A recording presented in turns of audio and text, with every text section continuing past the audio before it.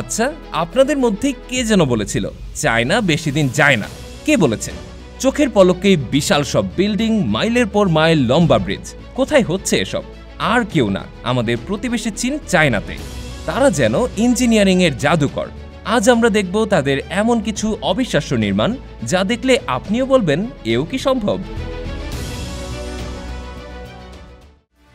প্রথমেই আসি শিয়ংআং স্মার্ট সিটির কথায়। ভাবুন তো, যেখানে কয়েক বছর আগেও তেমন কিছুই ছিল না, সেখানে চীন বানিয়ে ফেলেছে একটা অত্যাধুনিক শহর। এই শহরে ৩,০০০-এরও বেশি বিশাল বিশাল দালান কোঠা তৈরি হয়েছে মাত্র ৭ বছরে।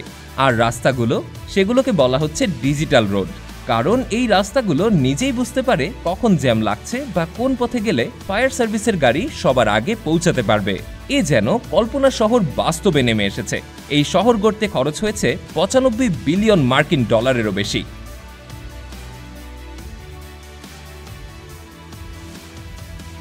এবার চলুন পাহাড় আর বরফের রাজ্যে।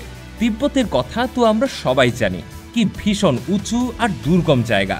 চীন সেই কঠিন পাহাড় কেটেই বরফের রাজ্যের বুক চিরে তৈরি করেছে এক অবিশ্বাস্য রেল লাইন, সিচুয়ান তিব্বত রেলওয়ে। এই রেল লাইন বানাতে ইঞ্জিনিয়ারদের কি যে কষ্ট করতে হচ্ছে! কখনো বরফের ঝড়, কখনো ভূমিধস, আবার কখনো অনেক উঁচুতে শ্বাস নিতেও কষ্ট। কিন্তু সব বাধা জয় করে তারা এগিয়ে চলেছে।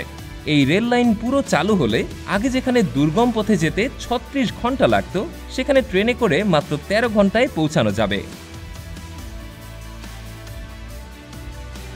১৯ দিনে ৫৭ তলা বিল্ডিং, এও কি সম্ভব? বন্ধুরা, একটা ৫৭ তলা উঁচু বিল্ডিং বানাতে সাধারণত কয়দিন সময় লাগতে পারে? কয়েক বছর তো বটেই, তাই না?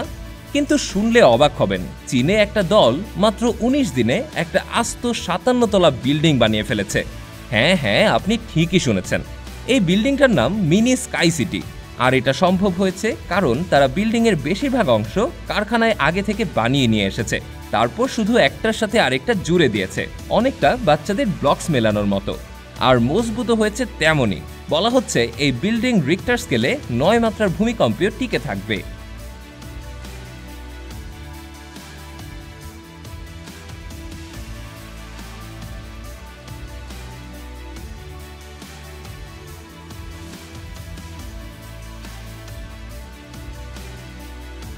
এবার এমন এক ব্রিজের কথা বলবো যা দেখলে মনে হবে মেঘের দেশে বেড়াতে এসেছেন। নাম তার হুয়াজিয়াং ক্যানিয়ন ব্রিজ। এই ব্রিজটা দুটো বিশাল পাহাড়ের মধ্যে এমনভাবে ঝুলে আছে যে এর উচ্চতা শুনলে মাথা ঘুরে যাবে। প্রায় ২০৫১ ফুট উঁচু। আমাদের দেশের সবচেয়ে উঁচু বিল্ডিংও এর কাছে অনেক ছোট মনে হবে। আর এই বিশাল ব্রিজটা বানাতে তাদের সময় লেগেছে মাত্র ৩.৫ বছর। আগে যেখানে পাহাড় ঘুরে এক পাশ থেকে অন্য পাশে যেতে প্রায় ১ ঘন্টা লাগতো, এখন এই ব্রিজের উপর দিয়ে গাড়িতে করে গেলে লাগবে মাত্র ১ মিনিট।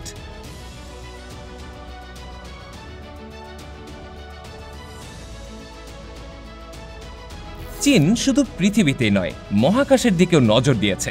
তারা বানিয়েছে পৃথিবীর সবচেয়ে বড় রেডিও টেলিস্কোপ, যার নাম চাইনিজ স্কাই আই বা ফাস্ট টেলিস্কোপ। এই টেলিস্কোপটা এত বড় যে এর ভেতরে প্রায় ৩০টা ফুটবল মাঠ এঁটে যাবে। এটা দিয়ে বিজ্ঞানীরা মহাকাশের অনেক দূরের সিগন্যালও ধরতে পারেন। হয়তো ভিন গ্রহের কোনো প্রাণীর পাঠানো বার্তাও একদিন ধরা পড়তে পারে। এটা চীনের বিজ্ঞান ও প্রযুক্তির এক অসাধারণ উদাহরণ।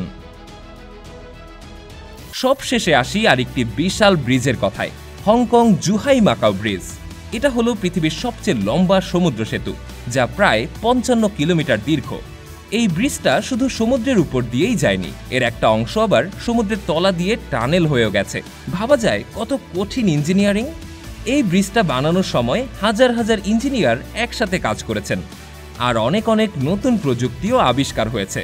এটা দিয়ে হংকং থেকে ম্যাকাও যাওয়া এখন অনেক সহজ হয়ে গেছে। তো বন্ধুরা, দেখলেন তো চীনের ৭টি অবিশ্বাস্য নির্মাণ কাজ। তারা কিভাবে একের পর এক অসম্ভবকে সম্ভব করে পৃথিবীকে তাক লাগিয়ে দিচ্ছে। তাদের এই কাজের গতি, পরিকল্পনা আর সাহস সত্যি শেখার মতো। আপনাদের কাছে কোন প্রকল্পটি সবচেয়ে বেশি অবাক করার মতো লেগেছে অবশ্যই কমেন্ট করে জানাবেন। আর ভিডিওটি ভালো লাগলে লাইক এবং শেয়ার করতে ভুলবেন না। আজকের মতো এখানেই বিদায় নিচ্ছি। সবাই ভালো থাকবেন, সুস্থ থাকবেন। আল্লাহ হাফেজ।